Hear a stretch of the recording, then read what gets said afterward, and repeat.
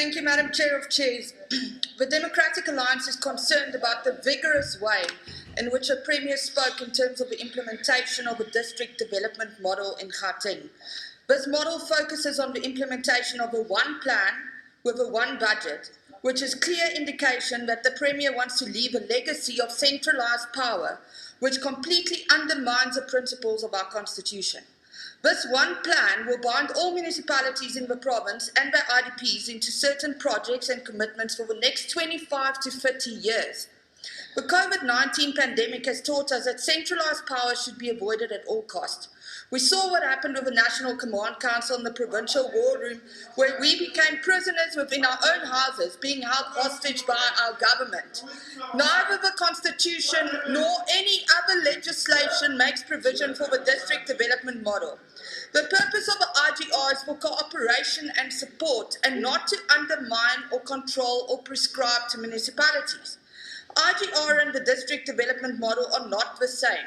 We must protect the autonomy of municipalities and let each municipality plan for its own future. This SOPA also included a lot of champions to champion this dream of centralised power. The DA cannot help but wonder if the ethics champions will become judges, jury and the perpetrators in the many cases of corruption within our provincial government. Will the district development champions be appointed to manage or even worse, replace our mayors within our various municipalities? Will the ward-based war room champions be replacing the duly elected councillors within our various wards across the province? This model has no financial benefit for municipalities, and in fact it will in all likeliness only cost our municipalities more money. This will generate even more underfunded mandates from the provincial government, such as the emergency services, motor vehicle licensing, clinics, libraries and even housing. The writing is on the wall, and the real question one should ask is whether the district development model is not a final coup d'etat from the ANC. Is the district development model not a final attempt by the ANC to hang on to power, projects and money ahead of the 2024 elections, after they already lost control of so many municipalities?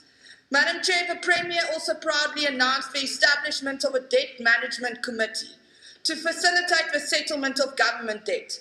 This committee met once a quarter over the last year and yielded very little to no success from its meetings. But approximately 2 weeks ago, when the city of Tshwane and the city of Johannesburg decided to take power into their own hands and started with an intensified disconnection campaign, the provincial government decided to let this committee meet every 2 weeks. Mr. Premier, the truth is that you should thank the DA-led coalition government for their no-nonsense approach towards billing and debt recovery. Yes. In Johannesburg, there is still a total of 422 million, in Tshwane 326 million, and in Ekurhuleni a total of 18 million that is still overdue from this provincial government. This is close to R1 billion that the provincial government owes the local municipalities. I know these figures are enormous, so let me break it down in simpler terms. R1 billion is equivalent to 14,000 new RDP houses, or equivalent to 1,000 new kilometers of roads tarred. This lack of payment is robbing our municipalities, but more so robbing our residents from the services they deserve. If a provincial government cannot even pay its debt to municipalities, how can we be sure that they will be able to manage the district development model with one plan and one budget? Section 154(1) of the Constitution states that the national government and provincial government by legislative and other measures must support and strengthen the capacity of municipalities to manage their own affairs.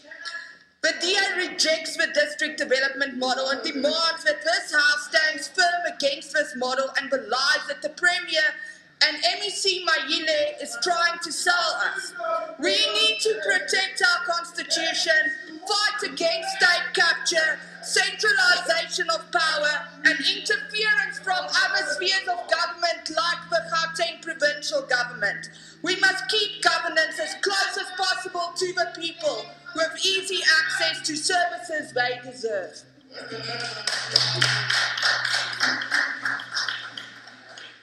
Thank you very much.